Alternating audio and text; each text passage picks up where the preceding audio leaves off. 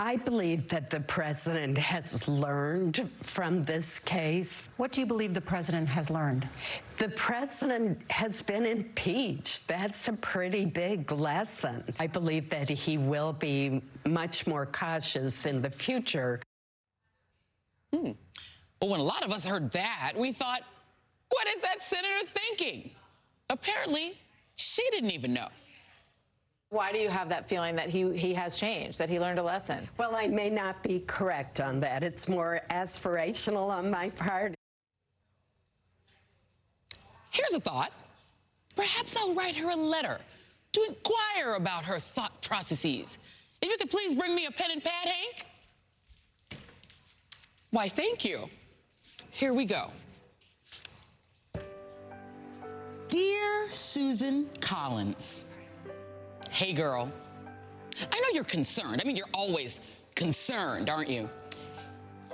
But apparently you're not so concerned about the man that you and 50 of your friends just voted to acquit on charges of corrupting the presidency and displaying contempt for, well, you, the Senate, and the entire Congress by refusing to comply with the impeachment investigation.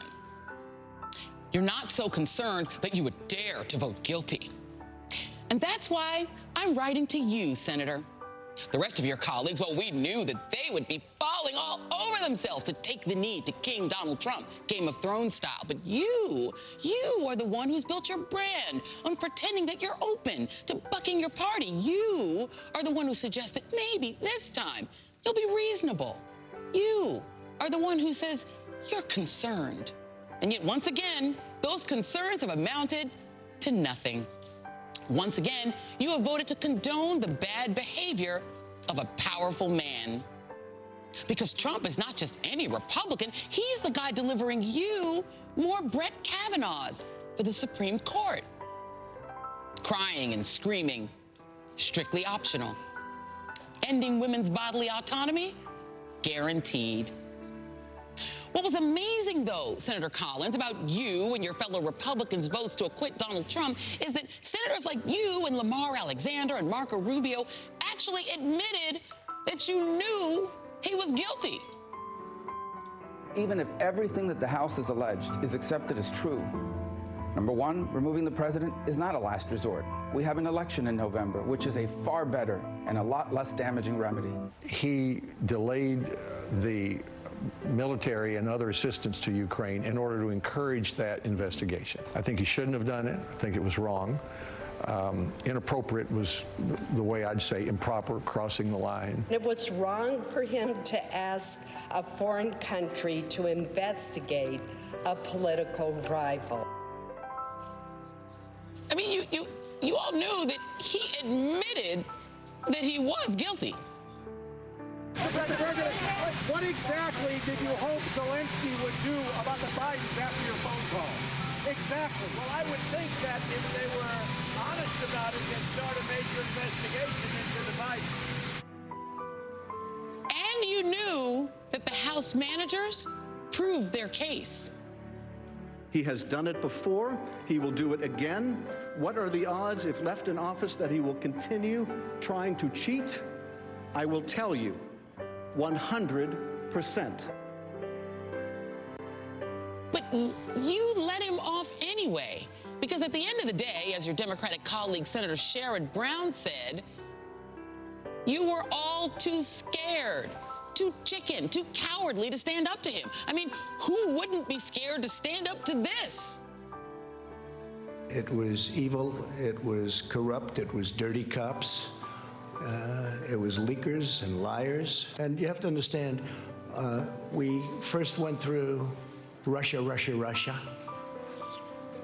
It was all bullshit. These people are vicious. I mean, who wouldn't be afraid to be called nasty names by the fail-son? He has come to Donald Trump for his endorsement, for money when he was running. He blew his chance bigly. And he's so bitter about it that he cannot let it go. He's not brave, he's a coward. Oh my God, he said bigly. And besides, you've assured us that Trump has learned his lesson.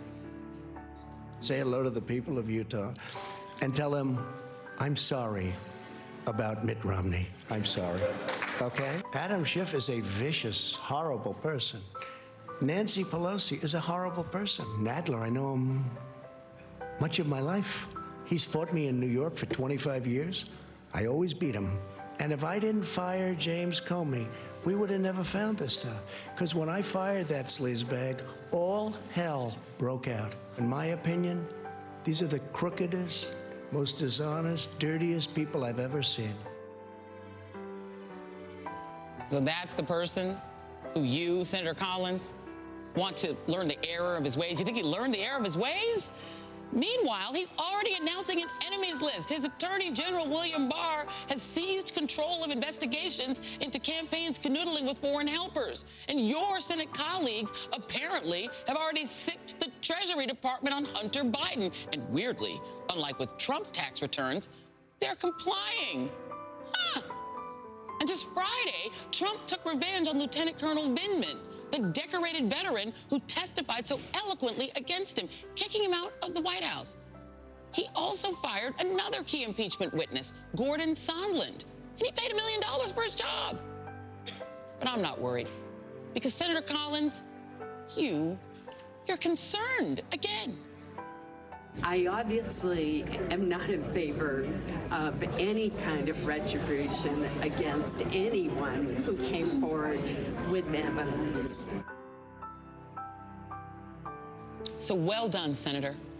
As they say, why stick your neck out and be a hero when you can go along to get along? And maybe if you're supine enough and hide far enough behind the draperies, Trump won't notice you and tweet mean things about you.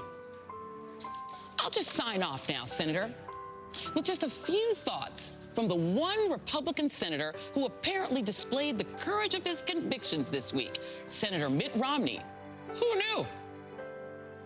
Were I to ignore the evidence that has been presented and disregard what I believe my oath and the Constitution demands of me for the sake of a partisan end, it would, I fear, expose my character to history's rebuke and the censure of my own conscience.